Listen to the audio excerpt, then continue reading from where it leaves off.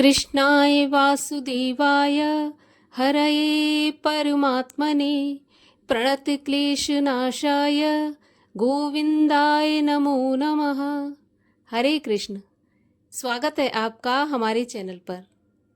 आज से आप हमारे चैनल पर वैशाख मास के महात्म्य की कथा का श्रवण करेंगे।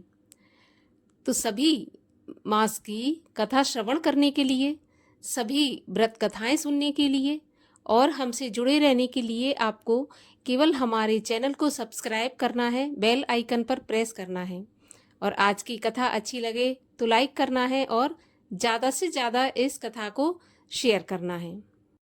तो वैशाख मास के प्रथम अध्याय की कथा आरंभ करने से पहले हम आपको सुनाते हैं सुदर्शन चक्र की कथा। कैसे सुदर्शन चक्र भगवान विष्णु को मिला, किसके द्वारा और किस कारण से दिया गया, इसके पीछे कौन सी कथा है, आइए सुनते हैं। प्राचीन काल में वेद वेदांग में पारंगत एक गृहस्थ ब्राह्मण थे जिनका नाम था वीतमन्यु। उनकी पतिव्रता एवं गुणशील पत्नी थी आत्रेयी, जो धर्मशीला के नाम से प्रसिद्ध थी। उन दोनों का एक पुत्र था जिसका नाम था उपमन्यु। वह ब्राह्मण परिवार दरिद्रता से इस प्रकार जूझ रहा था कि धर्मशीला अपने पुत्र को दूध भी नहीं दे सकती थी। वह बालक दूध के स्वाद से पूरी तरह से अनभिज्ञ था। धर्मशीला उसे चावल का धोवन ही दूध कहकर पिलाया करती थी। एक दिन ऋषि वीतमन्यु अपने पुत्र के साथ कहीं प्रीति भोज में गए। वहां उस तपस्वी बालक उपमन्यु ने दूध से बनी हुई खीर का भोजन किया। तब उसे दूध के स्वाद का पता लग गया। घर आकर उसने चावल के धोवन को पीने से मना कर दिया और वह बालक दूध पीने के हठ पर अड़ गया। बालक से उसकी मां धर्मशीला ने कहा कि बेटा, यदि तुम दूध पीना चाहते हो या फिर उससे भी अधिक स्वादयुक्त और पुष्टिकारक कोई पदार्थ चाहते हो तो महादेव की सेवा करो। उनकी कृपा से दूध तो क्या, तुम्हें अमृत भी प्राप्त हो सकता है। उपमन्यु ने अपनी माँ से पूछा, माता, आप जिन विरूपाक्ष भगवान की सेवा पूजा करने को कह रही हैं वे कौन हैं? तो धर्मशीला ने विरूपाक्ष भगवान की कथा कहते हुए अपने पुत्र को बताया कि प्राचीन काल में श्रीदामा नाम से विख्यात एक महान असुर था। उसने सारे संसार को अपने अधीन करके लक्ष्मी जी को भी अपने वश में कर लिया था। उसके यश और प्रताप से तीनों लोग श्रीहीन हो गए। उसका मन इतना बढ़ गया कि वह भगवान विष्णु के श्रीवत्स को ही छीन लेने की योजना बनाने लगा। उस महाबलशाली असुर की इस दूषित मनोभावना को जानकर उसे मारने की इच्छा से भगवान विष्णु भोलेनाथ के पास गए। उस समय भगवान महेश्वर हिमालय की ऊंची चोटी पर योग में बैठे हुए थे। तब भगवान विष्णु जगन्नाथ के पास जाकर 1000 वर्ष तक एक पैर के अंगूठे पर खड़े होकर परम ब्रह्म की उपासना और तपस्या करते रहे। भगवान विष्णु की इस कठोर तपस्या से प्रसन्न होकर भगवान शिव ने उन्हें सुदर्शन चक्र प्रदान किया था।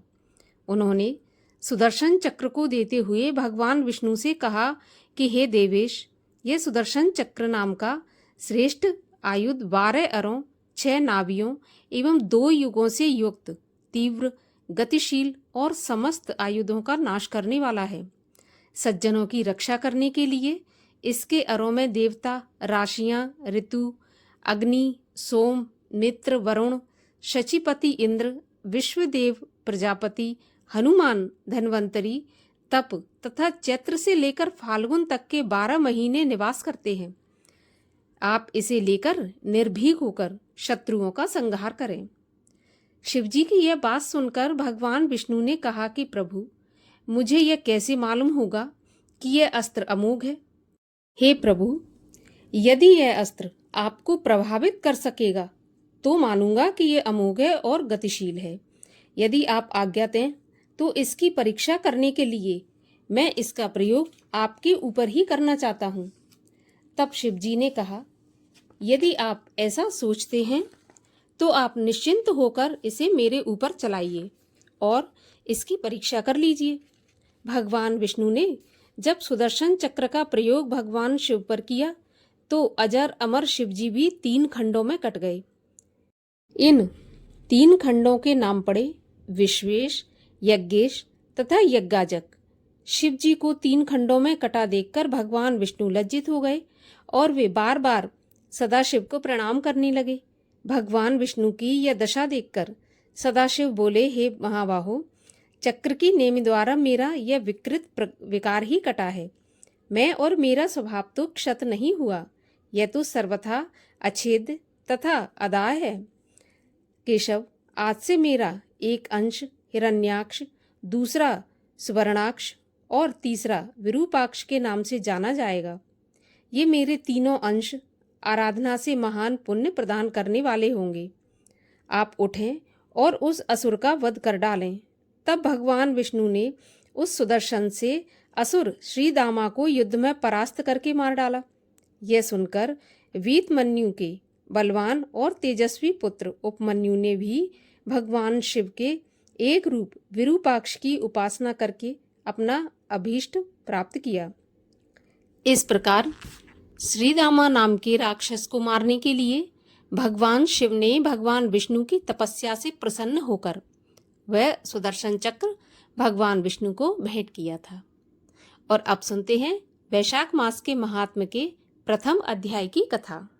सूत जी बोले, परमेष्ठी ब्रह्मा के पुत्र नारद जी से राजा अम्बरीश ने पवित्र वैशाख मास का महात्म्य पूछा। राजा अम्बरीश बोले, हे ब्राह्मण, जो संपूर्ण महीनों के महात्म्य वर्णन किए वह मैंने अच्छी तरह सुनी। सभी महीनों में वैशाख मास श्रेष्ठ है, अतः वैशाख का महात्म्य विस्तार से कहिए, मुझे सुनने की इच्छा है। यह मास भगवान विष्णु को प्यारा क्यों है और इसमें कौन कौन धर्म कार्य उन्हें क्यों प्रिय हैं? इस महीने में क्या दान करना चाहिए, उसका क्या फल होता है, ये सब कार्य किस देवता को प्रसन्न करने के लिए करने चाहिए, इस मास में करने योग्य काम क्या है, कौन से कार्य विष्णु भगवान को प्रिय हैं, इसमें क्या दान किस लिए किया जाता है, उसका फल और उद्देश्य क्या है, इस मास में किन किन वस्तुओं से भगवान का पूजन करना चाहिए। हे नारद, यह सब मुझे विस्तार से सुनाइए, मैं श्रद्धापूर्वक सुनना चाहता हूँ। नारद जी बोले, हे राजन, सभी महीनों का महात्म्य पहले विष्णु जी ने लक्ष्मी जी से कहा था, जो मुझसे ब्रह्मा जी ने कहा है। सब महीनों में कार्तिक, माघ और वैशाख मास श्रेष्ठ हैं। इन तीनों में भी वैशाख मास सबसे श्रेष्ठ माना गया है। यह महीना माता के समान सब जीवों को अभीष्ट फल देने वाला है।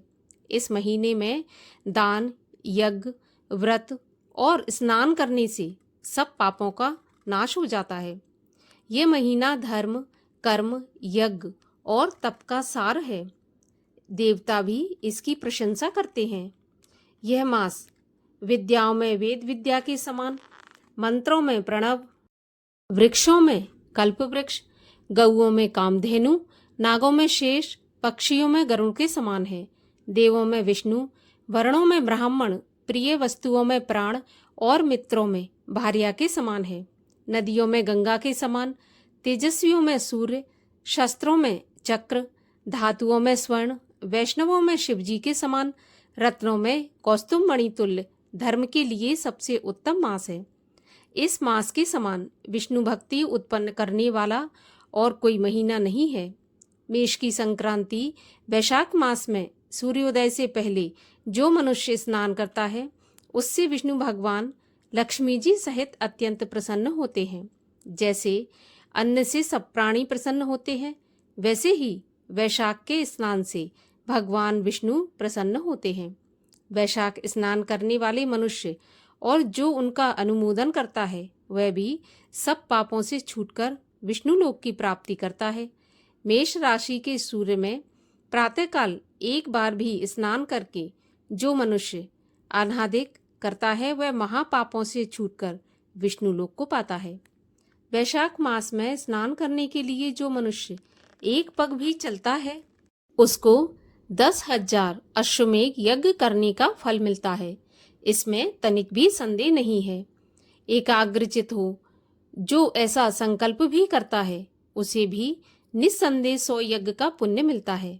वैशाख स्नान के लिए धनुष बराबर भी जो मनुष्य चलता है वह संसार के बंधनों से छूटकर बैकुंठ धाम को जाता है।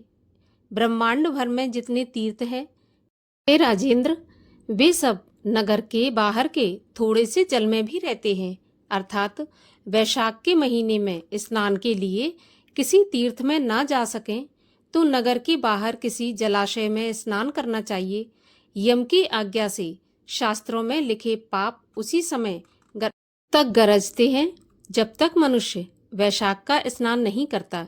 हे राजन, विष्णु भगवान की आज्ञा से वैशाख मास में तीर्थादि के अधिष्ठाता देवता सूर्योदय से 6 घड़ी तक जल के बाहर मनुष्यों के हित के लिए ठहरते हैं। हे राजेंद्र, उस समय तक जो लोग स्नान के लिए वहां नहीं आते वे उनको दारुण श्राप दे अपने स्थान को चले जाते हैं। इसलिए वैशाख स्नान अवश्य करना चाहिए। तो ये थी वैशाख मास के प्रथम अध्याय की कथा। अच्छी लगी हो तो एक लाइक अवश्य कर दीजिए और आगे की कथाएं सुनने के लिए चैनल को भी सब्सक्राइब कर लीजिए।